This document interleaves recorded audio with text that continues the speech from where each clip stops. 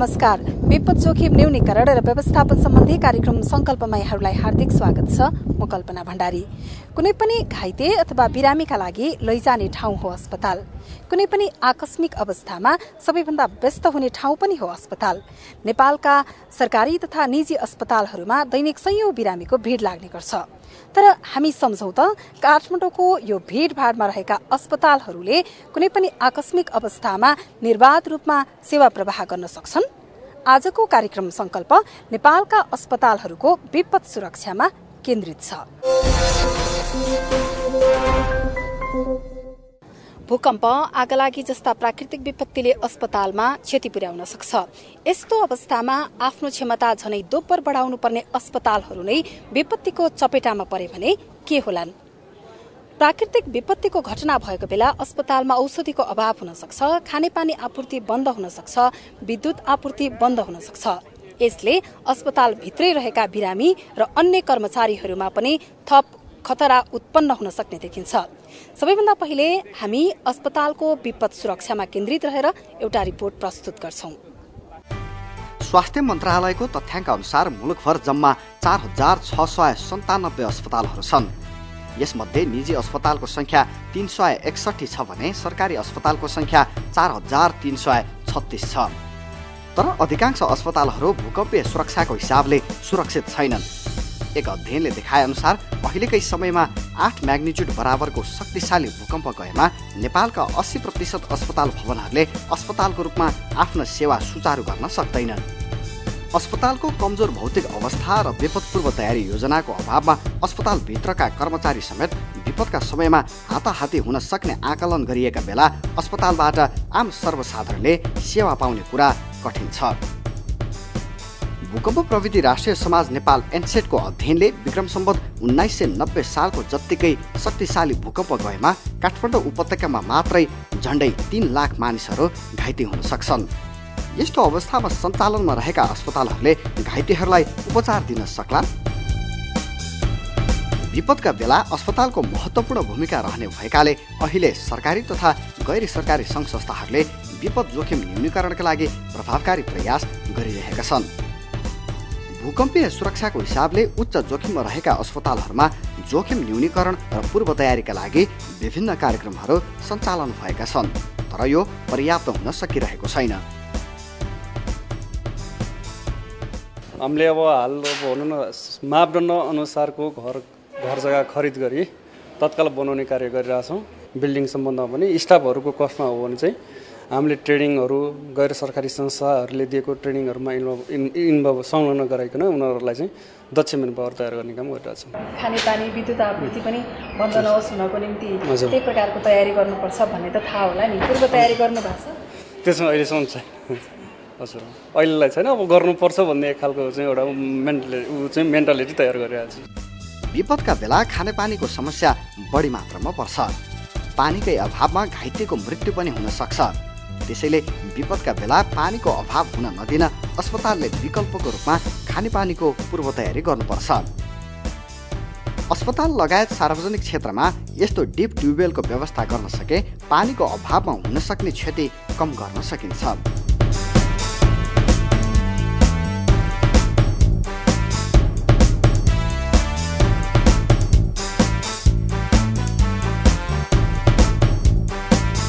भूकम्प सम्बन्धी भएका अध्ययनहरूले 80% मानवीय क्षति भौतिक संरचना भत्किएर हुने गरेको छ। त्यसै गरी भौतिक संरचना बलियो भएर पनि हुँदैन। भवनभित्र रहेका गैर संरचनात्मक वस्तुहरूको व्यवस्थापन पनि राम्रोसँग नहुँदा मानवीय क्षति हुने गरेको छ। यसै कुरालाई आधार मान्दै अस्पतालले भूकम्पका बेला हुन सक्ने क्षतिलाई कम गर्न गैर संरचनात्मक वस्तुहरूको व्यवस्थापनलाई पनि जोड दिनुपर्छ। विपदका समयमा अस्पताल भवन भत्कने अथवा स्वास्थ्य कर्मीहरू सहज रूपमा अस्पतालमा उपस्थित हुन नसक्ने अवस्थाका साथै औषधि उपकरणहरू तत्काल आयात गर्ने परिस्थिति पनि नहुन सक्छ। अर्कोतर्फ यस्तो समयमा सामान्य अवस्थामा भन्दा 10 गुणा बढी घाइते उपचारका लागि अस्पताल आउन सक्छन्। यसले गर्दा अस्पतालले उनीहरूलाई सेवा दिन सक्ने क्षमता पनि घट्न सक्छ। त्यसैले अस्पतालहरूले आपतकालीन अवस्थामा सेवा दिन आफ्ना कर्मचारीहरूलाई 24 घण्टा तयारी अवस्थामा राख्नुपर्छ। यसका साथै विपदका बेला आवश्यक पर्न सक्ने औषधि, पाल, खुल्ला स्थान लगायतको पूर्व तयारी पनि गर्नुपर्छ। भूकम्प कुन बेला कुन स्थानमा आउँछ त्यसको कल्पना गर्न पनि कठिन छ। भूकम्पबाट बच्ने भनेकै पूर्व तयारी नै हो। त्यसैले अस्पताल लगायत स्वास्थ्यसँग सम्बन्धित सङ्घ-संस्थाले पनि भूकम्पीय पूर्व तयारी गर्न जरुरी छ।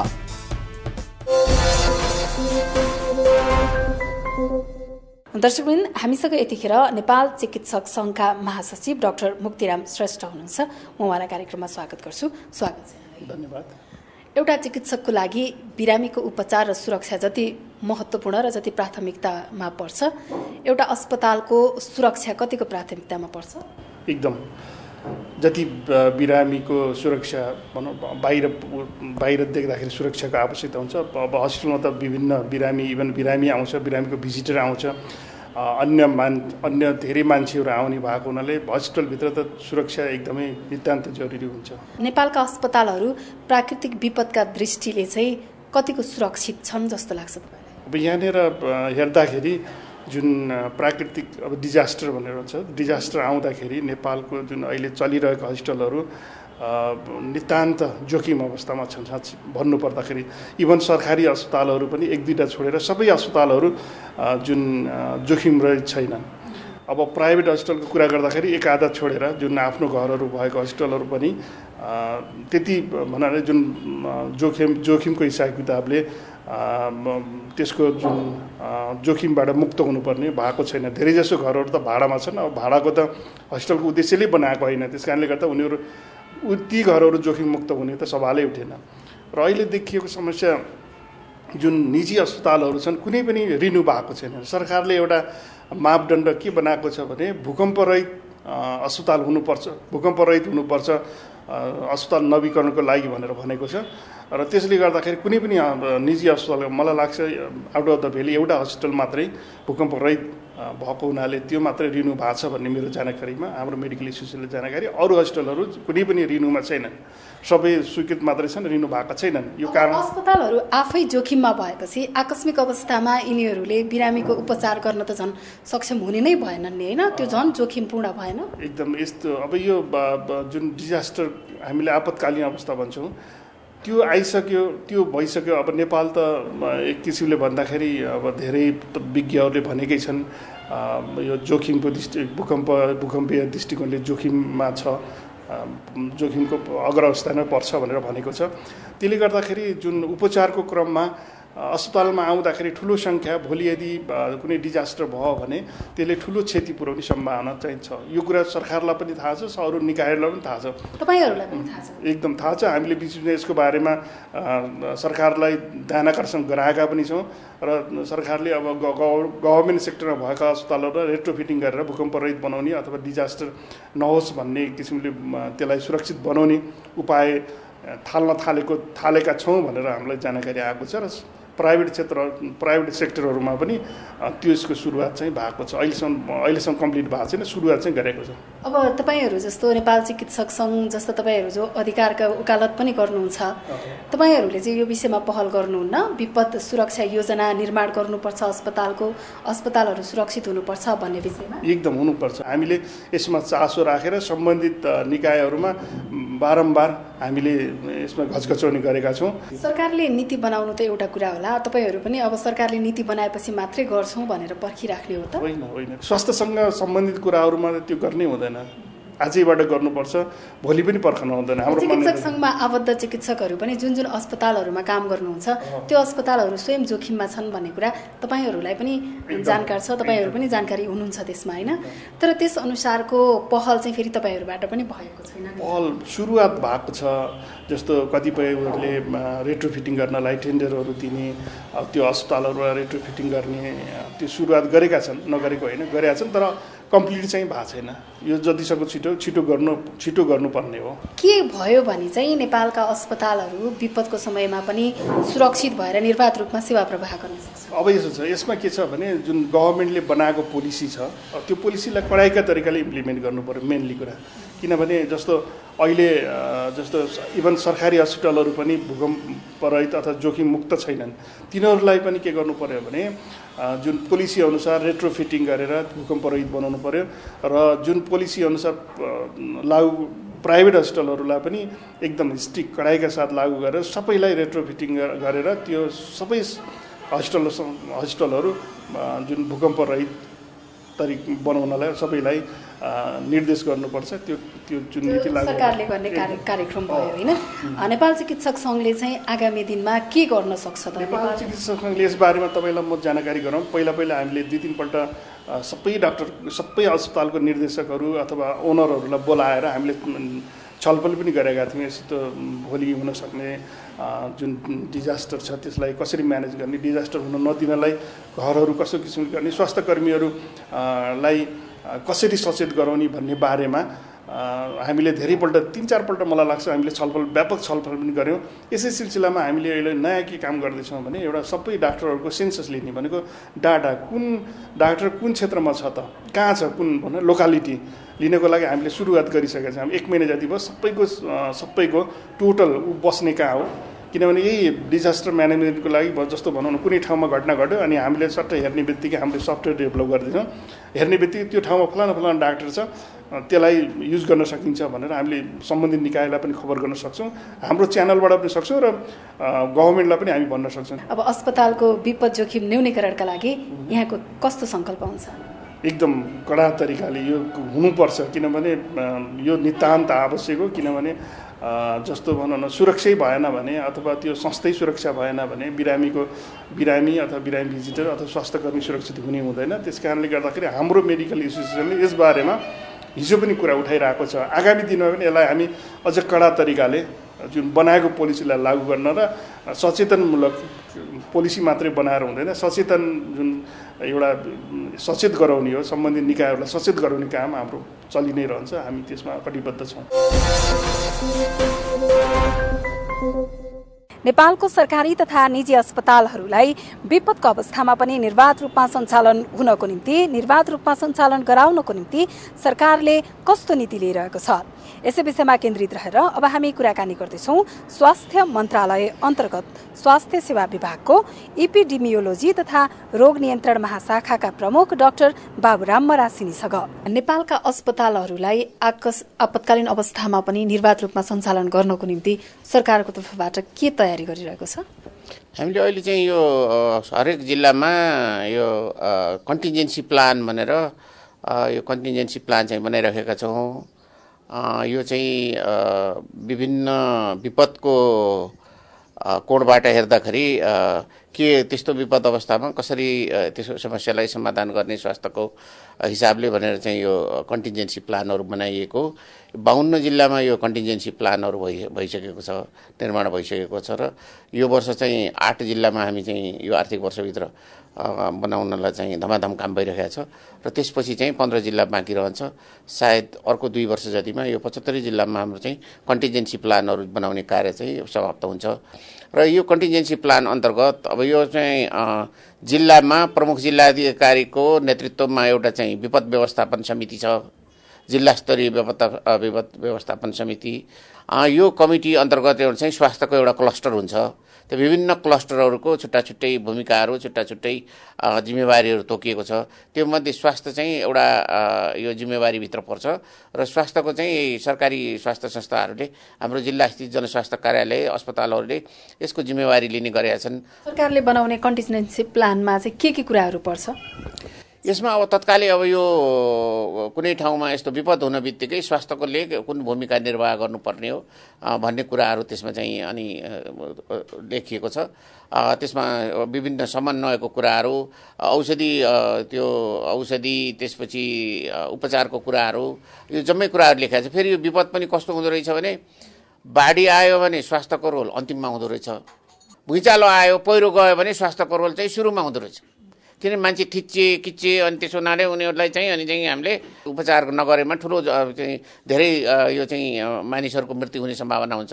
त्यसैले चाहिँ त्यो हेरी चाहिँ हामीले चाहिँ आफ्नो भूमिका कति बेला चाहिँ त्यसलाई चाहिँ सशक्त बनाउने भनेर यो कन्टिजेन्सी प्लानहरुमा लेखिएको छ।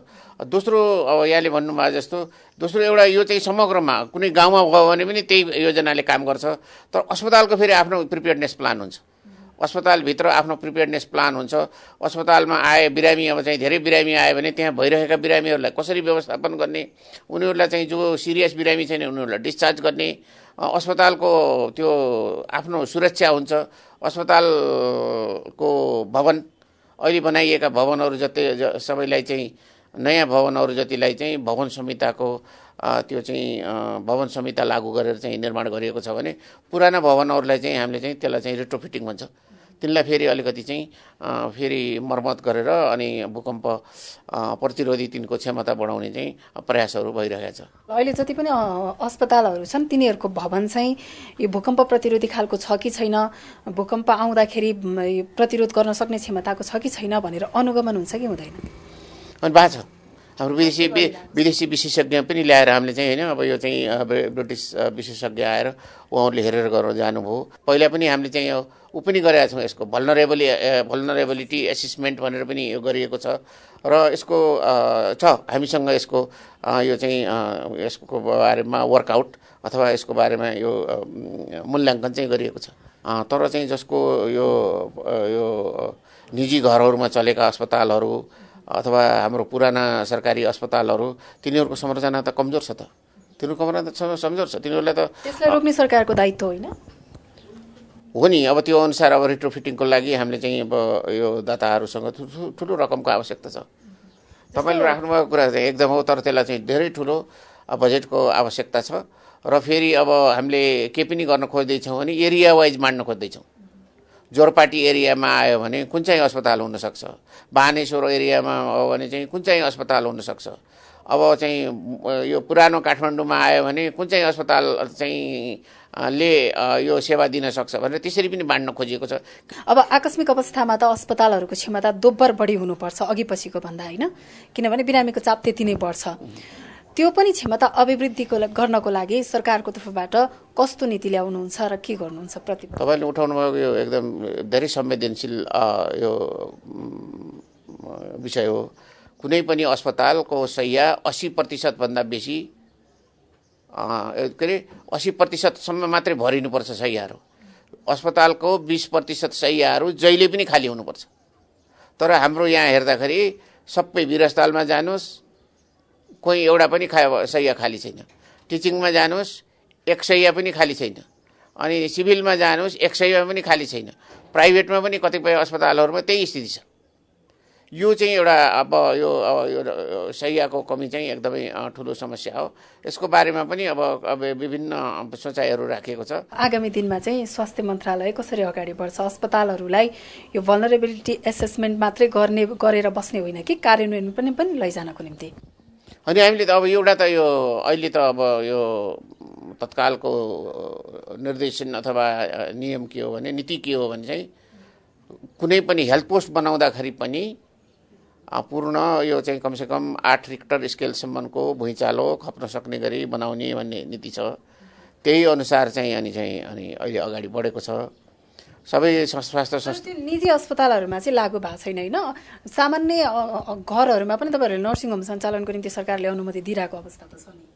हो यो एकदम यो पनि हो। यो अब दिइराखेको थियो। अब अहिले चाहिँ के भन्यो रोकिएको छ। मन्त्री परिषदले के भन्यो भने यो चाहिँ भूकम्प प्रतिरोधी क्षमता नभएको अस्पतालहरूको सेवामा निरन्तरता नदिनु जबसम्म उहाँहरूले बनाउनु नभनेर र केही अस्पतालहरूले त्यो रेट्रोफिटिङ गरेर अथवा नयाँ चाहिँ भवन निर्माण गरेर प्राइभेट अस्पतालहरू पनि यो भूकम्प प्रतिरोधी भवनहरू निर्माणतर्फ लाग्नु भएको छ। सरकारको नीतिगत रूपमा काम गर्नको निम्ति अप्ठ्यारो केही छ यो नेपालको समग्र अस्पतालहरूको यो विपद सुरक्षाको निम्ति?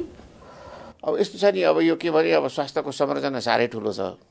अब हाम्रो चाहिँ 42 चाहिँ स्वास्थ्य संस्थाहरू छन्। 42 कि 45 स्वास्थ्य संस्थाहरू छन्। अब यो 45 स्वास्थ्य संस्थाहरूमध्ये करिब अब चाहिँ 3000 स्वास्थ्य संस्थाहरूको भवन चाहिँ राम्रो अवस्थामा छैन। यो अब यिनीहरूको जम्मै अनि चाहिँ भवनहरू नयाँ बनाएर त्यसको लागि चाहिँ अब भूकम्प प्रतिरोधी किसिमको चाहिँ भवन बनाएर सञ्चालनमा ल्याउनलाई त एउटा ठुलो चुनौती हो, ठुलो चुनौतीको रूपमा छ। यो चाहिँ बजेटको हिसाबले, त्यहाँको चाहिँ सञ्चालनको हिसाबले त्यो निकै ठुलो चुनौती छ। भोलि अझ त्योभन्दा पनि ठुलो चुनौती मान्छेको मृत्यु भएर आउन सक्छ, आपतकालीन अवस्था भएर आउन सक्छ। त्यो चुनौती सामना गर्नको निम्ति यी चुनौतीहरूलाई त सम्बोधन गर्नु पर्यो। अनि त्यसमा अब अर्कै छ, त्यसमा त अब यो के हुन्छ भने अब त्यसमा चाहिँ समग्र यो सरकार अनि यहाँको नेपालीहरू, नेपालको चाहिँ अरू प्राइभेट सेक्टर, यो चाहिँ गैर सरकारी संस्थाहरू सबै परिचालित हुन्छन्। अत्यन्तै धेरै ठुलो सङ्ख्यामा मानिसहरूको चाहिँ यो घाइते भयो भने कसरी गर्ने भन्ने कुराको चाहिँ अझै पनि एउटा चाहिँ चुनौती नै छ। तर अब त्यसको लागि पनि हामीले चाहिँ के भनेका छौँ भने यो टेन्ट हस्पिटल हुँदो रहेछ। अब यो चाहिँ टेन्ट हस्पिटलहरू चाहिँ ल्याएर यहाँ चाहिँ अनि राखिराख्ने र आवश्यक परेकोमा चाहिँ बेला समयमा चाहिँ दुर्गम बस्तीहरूमा त्यो टेन्ट हस्पिटलहरू खडा गरेर त्यो टेन्ट हस्पिटलमा चाहिँ सेवा मार्फत चाहिँ सेवा दिने भनेर पनि सोचाइहरू राखेका छौँ। आजको कार्यक्रम सङ्कल्पलाई हामीले अस्पतालहरूको विपद सुरक्षामा केन्द्रित गर्यौं। नेपालका अस्पतालहरू प्राकृतिक विपत्तिको अवस्थामा पनि निर्वाध रूपमा सञ्चालन हुन सक्ने हो भने मानवीय क्षति कम गर्न सकिन्छ। भोलि हुने सम्भावित विपत्तिलाई नपर्खिकन आजै नेपालका अस्पतालहरूले विपद सुरक्षा योजना बनाउन जरुरी छ र यो सँगसँगै कार्यान्वयनको पाटोलाई पनि अझ प्रभावकारी बनाउन जरुरी देखिन्छ। हस्त आजको निम्ति कार्यक्रम सङ्कल्प यही सकिन्छ। हामी अर्को साता पुनः यस्तै विषयवस्तुका साथमा उपस्थित हुनेछौँ। हामीलाई सल्लाह, सुझाव र प्रतिक्रिया भने दिँदै रहनुहोला। आजको कार्यक्रमबाट सम्पूर्ण युनिट सहित मलाई पनि बिदा दिनुहोस्। नमस्कार।